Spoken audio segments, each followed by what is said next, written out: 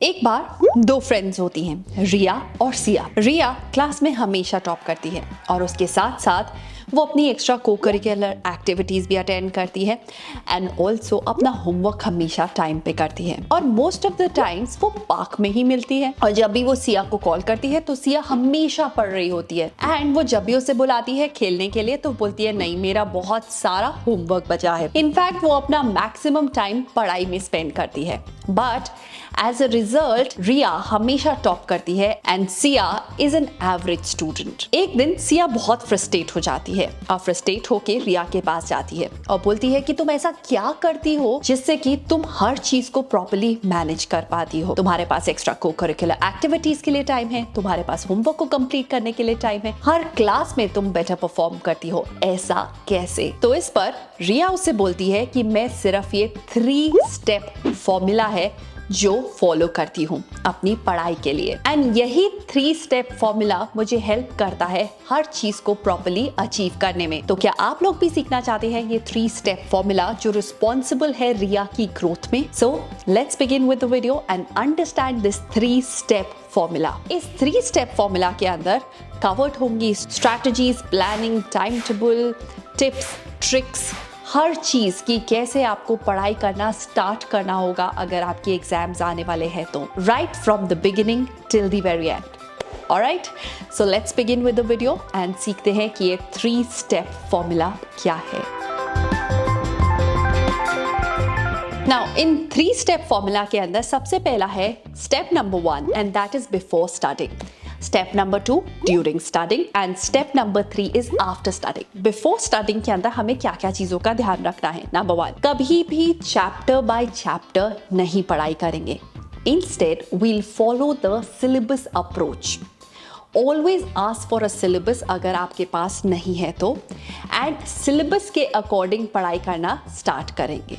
Right, at times what happens is आपकी book के अंदर बहुत सारी चीजें एक्सप्लेन की होती हैं just for your understanding, but वो एग्जाम पर्सपेक्टिव से इम्पॉर्टेंट नहीं है। Alright, so it is always important कि आप जब भी पढ़ाई करना स्टार्ट करेंगे तो हमेशा रेफर करेंगे सिलेबस को। Number second thing when you are starting to study is, for example आपकी डेट शीट आ चुकी है, ओके, एंड आपके एग्जाम्स हैं आज से 1 महीने बाद, that means you have 30 days in hand. तो आपको 25 डेज को यूज करना है फॉर लर्निंग एंड 5 डेज को यूज करना है for your revision and testing.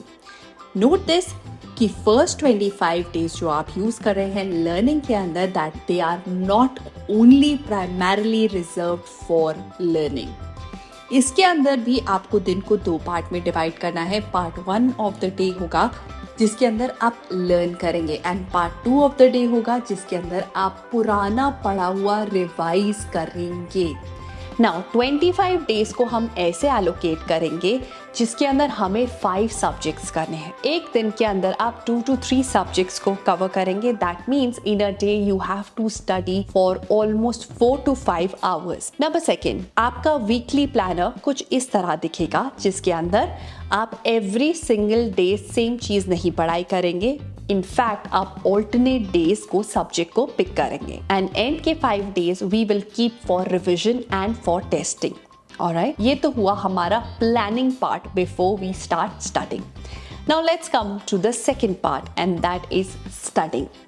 जब आप एक्चुअली पढ़ाई करने बैठेंगे तो कैसे आपको पढ़ाई करनी है? नंबर 1, जब भी आप रीड करेंगे किसी चैप्टर को और आपको ऐसा लग रहा है कि आप उस पर फोकस नहीं कर पा रहे, so always use the finger technique. Finger technique मतलब जब भी आप पढ़ाई करेंगे you will move your finger along with the text.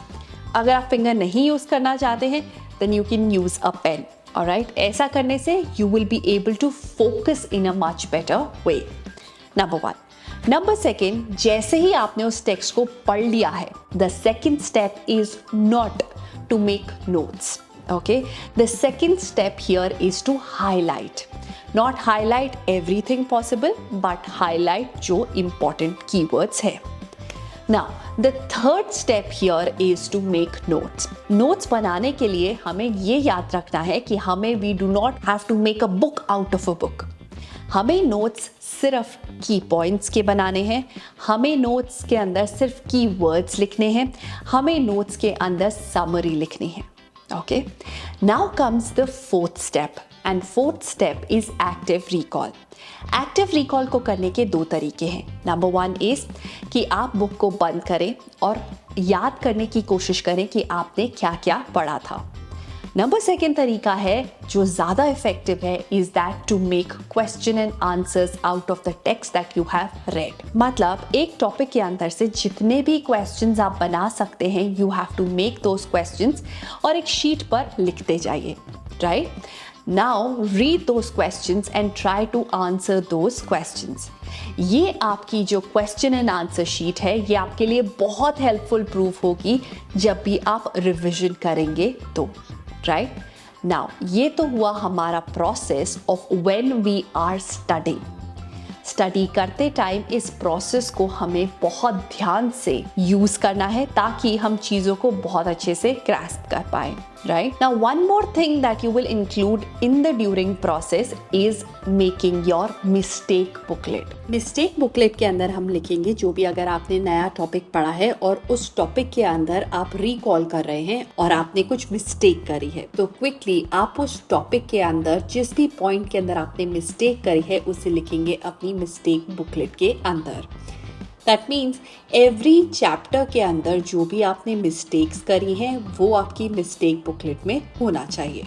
Mistake booklet के लिए दो तरीके हो सकते हैं. A, you can make a booklet and B, you can write on the chit of paper and put it in a poll as a doubt box. इनमें से उन चिट्स को आप निकालेंगे एंड इनके अंदर जो क्वेश्चंस लिखे होंगे उन्हें आप सॉल्व करेंगे बिफोर योर एग्जाम्स.